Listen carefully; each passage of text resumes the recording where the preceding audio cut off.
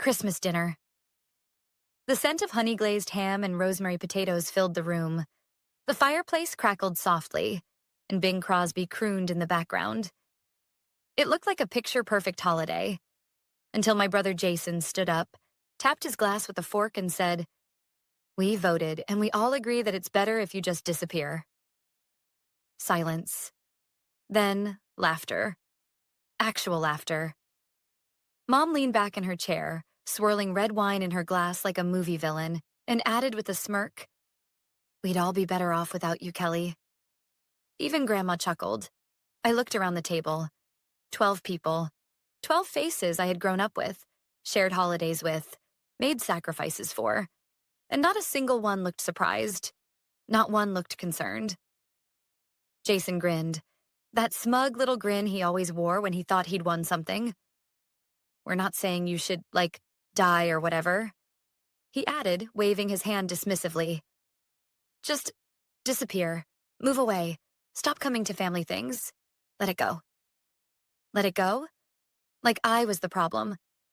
I sat still, hands in my lap, heart pounding like a drum in my ears. But my face? Calm, cold even, because I'd prepared for this. I'd known it was coming. I reached into my bag and pulled out a simple black folder. It wasn't flashy. It didn't need to be. Just the weight of it hitting the table made everyone stop laughing. "What's that?"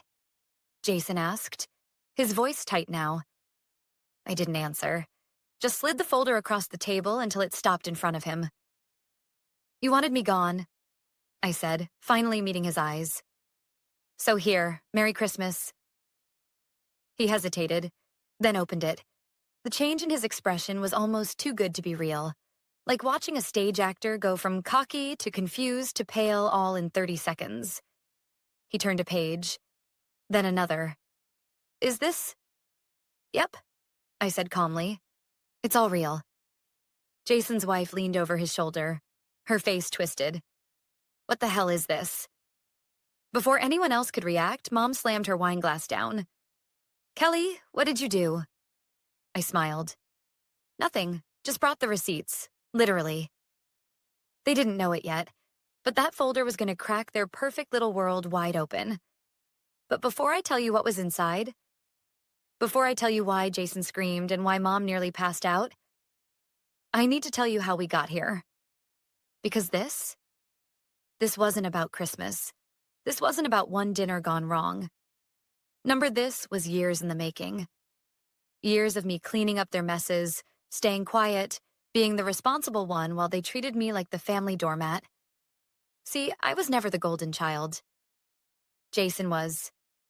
He could light the house on fire, and Mom would blame the lighter. I, on the other hand, could sneeze too loudly and get accused of ruining dinner. My whole life, I was the one who handled things. Bills, emergencies, bailouts.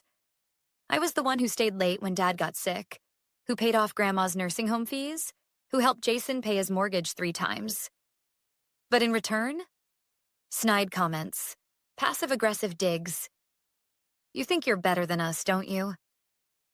No thank you cards, no acknowledgement, just expectations. It didn't happen all at once. It started small. One favor here, a few $100 there. Just until next month. We're good for it. But next month never came. And eventually, the guilt trips became routine. "You don't have kids, Kelly. You can afford it. You're so lucky not to have responsibilities. We're a family. Families help each other." But somehow, I was always the only one helping. I lived in a small apartment, worked 60-hour weeks, and drove a car that rattled if I went over 60. Jason drove a Tesla. Mom took 2 cruises a year. And yet, I was the one they pitied.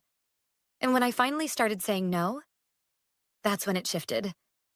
Suddenly, I was difficult, cold, selfish.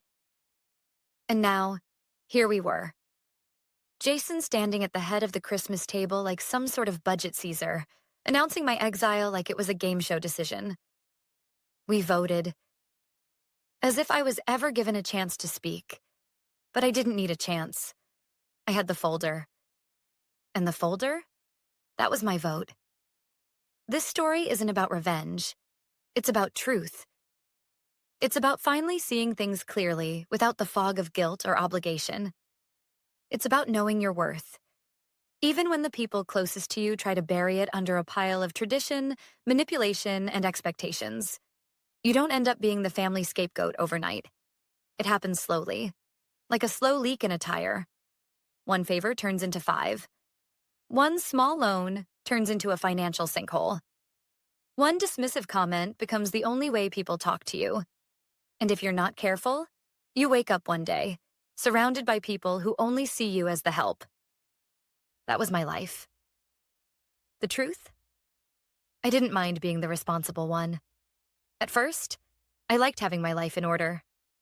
I liked being the one people turned to in a crisis because I could fix things.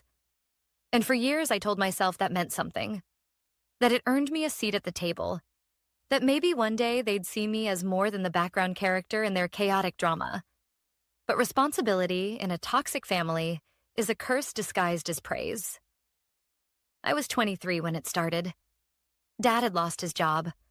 Something about downsizing, although everyone knew it was because he'd mouthed off to his boss one too many times. Jason, my older brother, had just totaled his second car in under a year. And Mom? She was already 2 months behind on the mortgage, but still managed to book a girl's trip to Cancun. And me? I had just started my first real job. Entry level. Benefits. A paycheck that made me feel like I was finally becoming an adult. I was proud. I was hopeful. I wanted to build something for myself. Instead, I walked into chaos. Just help out for a little while, Mom said one night over the phone. We'll pay you back. You know we're good for it. I wanted to believe her, so I sent money. Not a lot at first. Just enough to help cover groceries, the light bill, a new used car for Jason. That was the first time. It wouldn't be the last. Over the next 5 years, I paid for everything from car insurance to dental work to a private tutor for Jason's son, Tyler. I helped with rent, utilities, even a wedding deposit Jason later forgot to cancel after calling off the engagement. I never complained. Not out loud. I just adjusted, cut back, ate ramen more often than I'd admit, took on freelance projects on weekends, skipped vacations, put off saving for a house. Because they were family. And I thought that's what family did. But they didn't treat me like family. Not really. They treated me like a service. Whenever I visited, I was greeted with half-hearted hugs and backhanded compliments. Wow, look who finally decided to show up. Must be nice to live in a clean apartment with no kids running around. Oh, here comes Miss Fancy Job with her little laptop. I brushed it off at first, laughed along. But over time, it started to sting. Especially when I realized the jokes were always at my expense. The digs were deliberate. And the gratitude? Non-existent. One Christmas, I bought everyone thoughtful gifts. Jason a smartwatch, Mom a spa package, even Grandma a heated blanket because she always complained about the draft. You know what I got? A pair of socks from a dollar store. Still had the sticker on them. And when I raised an eyebrow, Mom said, "Oh, you don't need anything. You already have everything." Like I was selfish for having stability. It was around that time I started keeping track. Not just emotionally, but literally. Spreadsheets, bank transfers, emails, texts. Can you help with? And we just need a little. Because something in me shifted that year. Maybe it was the way Jason rolled his eyes when I said no for the first time. Maybe it was Mom's voice turning cold the moment I hesitated. Or maybe it was just the quiet realization that my worth in this family had been boiled down to what I could give. Not who I was. And when I finally stopped giving, they started treating me like I was the problem. Suddenly, family dinners were being held without me. Phone calls went unanswered. I was left off the group texts. I became the villain in a story I didn't even realize they were writing. But here's the thing they didn't count on. I was watching. Listening, documenting, not for revenge, but because I needed to remind myself that I wasn't crazy, that it really was as one-sided as it felt. that I wasn't just imagining the imbalance. And eventually, that folder started taking shape. At first, it was just a few receipts, a few email chains. But the more I looked, the more I found.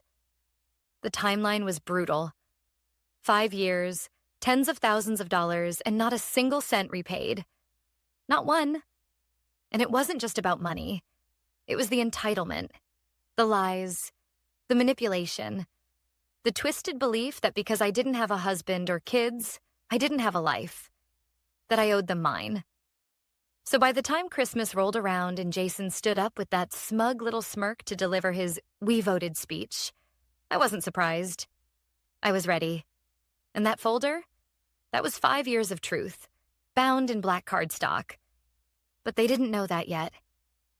Jason flipped open the folder with the cocky confidence of someone who thought they were in control. You could almost hear his smirk in the way he said, "What's this supposed to be, your diary?" But the second he turned to the first page, that smirk vanished. His eyebrows furrowed. He blinked once, then again. By the time he reached page 3, he stopped flipping. He just stared. "What the hell is this?" he muttered. I leaned back in my chair and took a slow sip of wine. "Documentation," I said. "Every loan, every payment, every receipt. Since 2017, Jason's wife leaned over to see. This can't be real." Jason didn't answer. His face had gone pale, like someone had sucked the air out of his lungs. Mom reached across the table and pulled the folder toward her. "Kelly, what are you doing?" "I'm just reminding everyone," I said.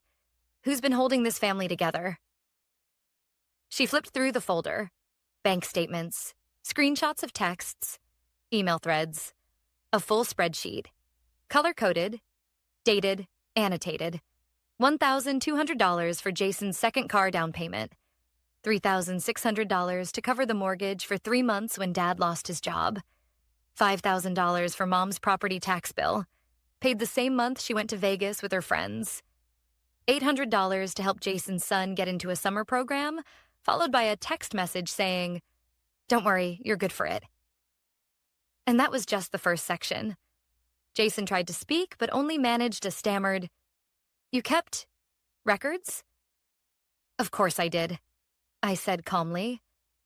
I had to. Otherwise, it would have all disappeared, like it never happened. Mom's hand was trembling now as she held the page. "This is twisted," she whispered. "No," I said. "What's twisted is asking your daughter for money to fix your roof and then posting pictures from a beach resort 3 days later." Jason's wife looked up sharply. "Wait, that was the money you used? You told me it came from your tax refund." Jason shot her a glare. Dad hadn't said a word since the folder came out. He just sat there, face blank, staring into the middle distance like he was watching a train wreck and couldn't look away. I turned to him. "You knew?" I said. "You saw what they were doing to me, and you let it happen." Still, he said nothing. "This isn't just about money," I added. "It's about respect. About how, for years, I was treated like the family's emergency fund, therapist, and emotional punching bag. And the one time I said no, suddenly I was the bad guy." Mom slammed the folder shut. "This is completely inappropriate. You're making a scene." "No," I said, my voice sharp. "Jason made a scene when he stood up and said I should disappear. I'm just telling the truth." Jason stood up now, shoulders tense. "You think this proves something? That we're bad people?" I stood too, finally matching him eye to eye. "I think it proves that you never saw me as a sister, just a resource." "You could have said no," Mom said, arms crossed. "No one forced you to help." "I did say no," I shot back. "And look what happened. You iced me out. You voted me out." Grandma, who had been mostly silent, finally spoke. "This isn't the time or place for this." I turned to her slowly. "Actually," I said, "it's the perfect time. Because for once, you're all in the same room. For once, you're all forced to see it. No pretending, no selective memory, just facts. Jason picked the folder back up, his fingers flipping faster now. This doesn't prove anything except that you're obsessive. No, I said quietly. It proves that you were all fine with using me, until I stopped letting you. Then came the breaking point. Page 23. Jason paused. What's this? He muttered. His eyes darted back and forth. His mouth opened slightly. What is it? Mom asked. Jason didn't answer, so I did. It's the credit card statement showing Jason booked a suite at a luxury hotel in Miami the same weekend he told you guys he was working late to catch up on bills. Jason's wife froze. Wait, that was our anniversary weekend. You said, I was, Jason blurted. I mean, I was working. She wasn't with you, was she? I asked. Jason looked at me like he wanted to throw something, but he didn't deny it. His wife stood up and grabbed her purse. We're done. Jason tried to follow her, but she was already out the door. The room was silent again, except for Mom. She whispered, You ruined Christmas. I looked at her, really looked at her, and then I said, calm as ever, no. I just stopped pretending. Silence hung in the air, heavy and suffocating. The folder lay closed on the table, its contents like a ticking time bomb that had just detonated. Jason's wife had stormed out, her departure leaving a void that seemed to echo louder than any words spoken. Mom sat rigidly, her hands clenched into fists on her lap, knuckles white. Dad stared at his plate, as if the mashed potatoes held answers to questions he couldn't voice. Grandma's eyes darted between us, confusion etched deep into her wrinkled features. I broke the silence. This isn't about revenge, I said, my voice steady. It's about accountability.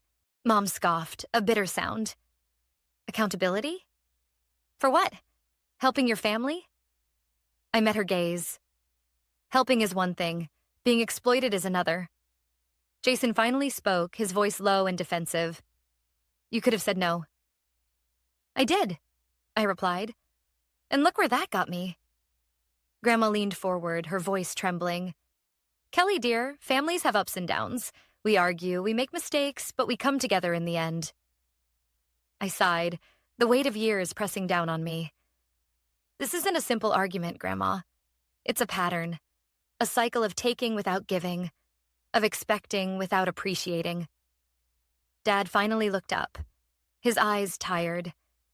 Maybe we did rely on you too much, but we were struggling. And I understand that, I said. But struggling doesn't justify manipulation. It doesn't excuse treating me like a bank account with no feelings. Mom's voice rose, sharp and accusatory. So this is your solution? Airing our dirty laundry at Christmas dinner? I stood, the chair scraping against the floor. No, this is me setting boundaries. This is me saying enough. Jason's face twisted in anger. You're blowing this out of proportion. Am I? I asked, pulling out another envelope from my bag. This contains the legal documents revoking my financial responsibilities to this family.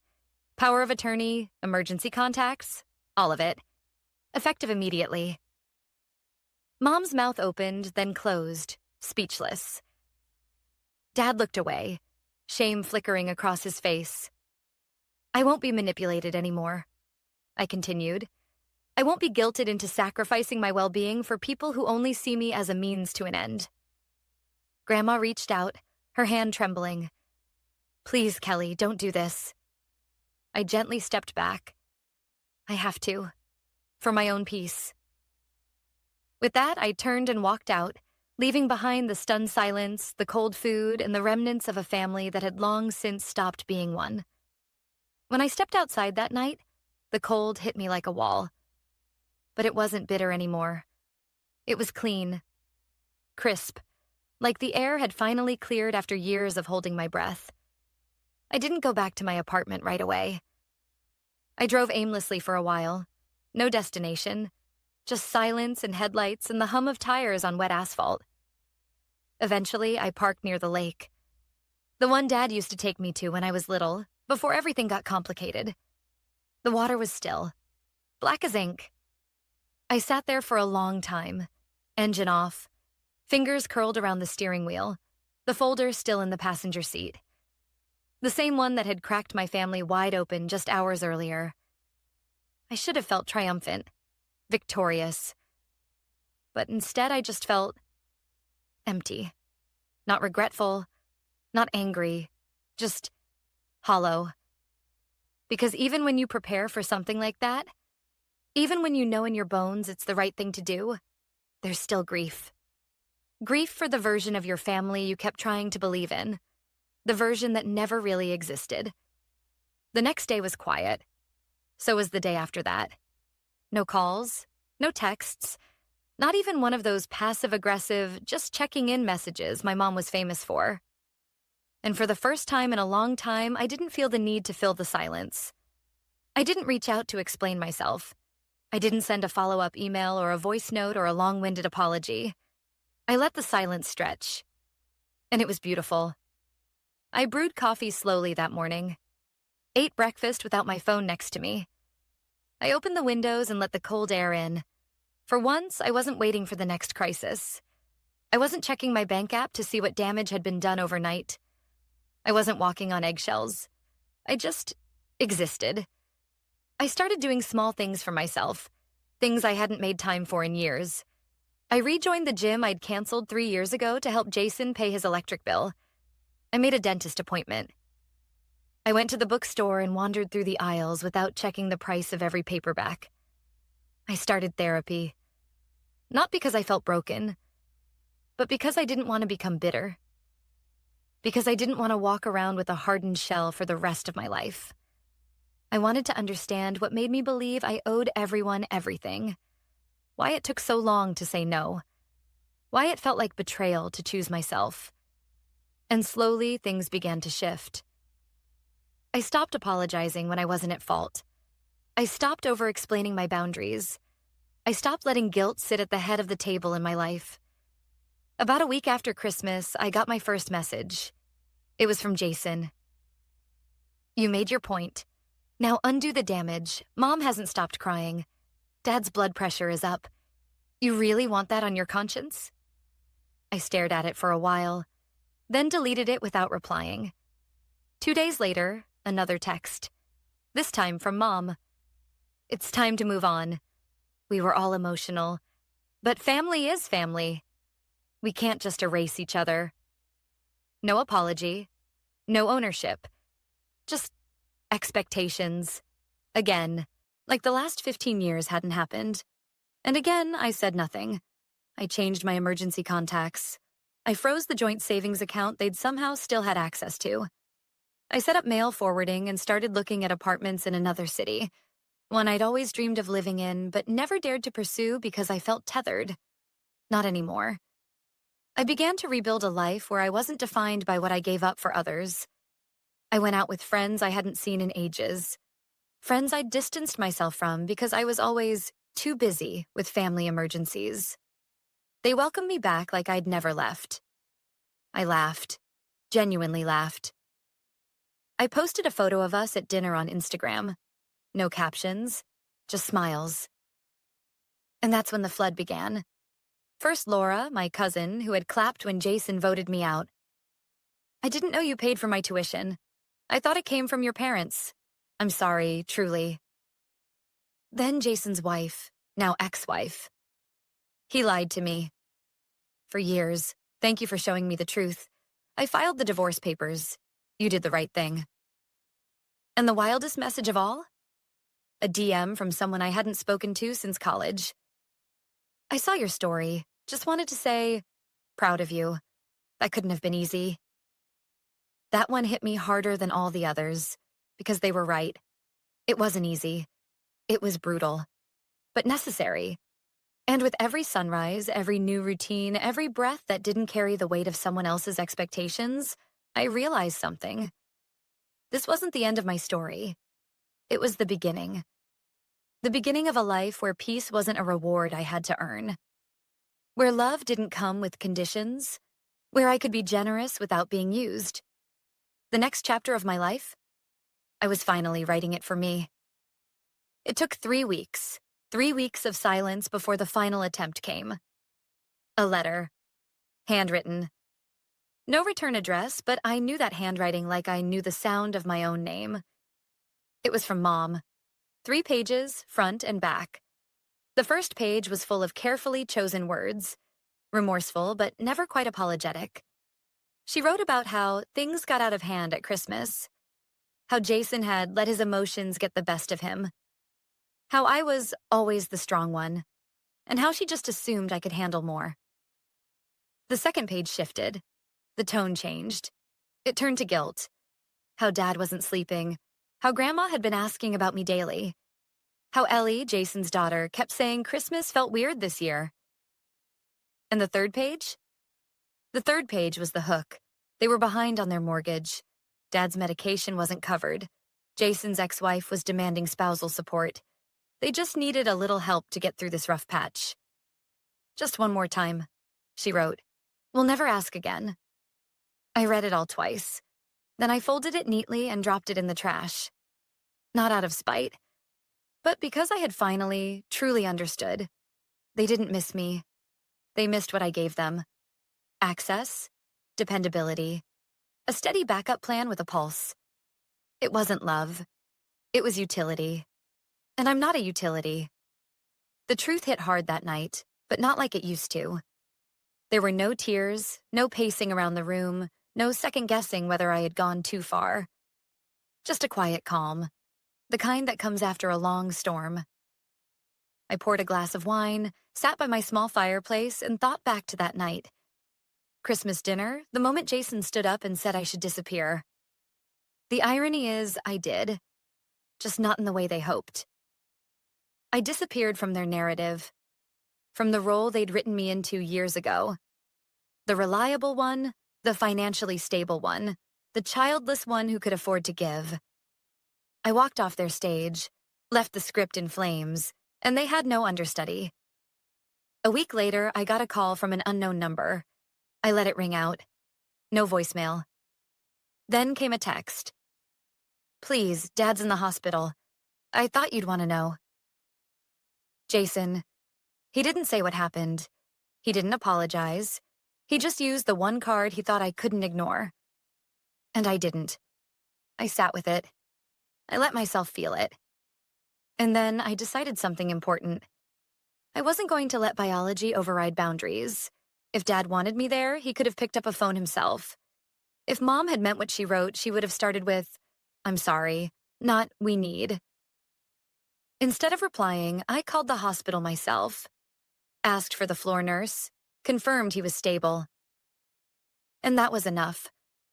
I no longer needed to show up to prove I cared. I could care without sacrificing myself. They hated my silence more than any speech I could have given. A few days later, I accepted a job in another city. Bigger salary, better hours, and more importantly, a fresh start.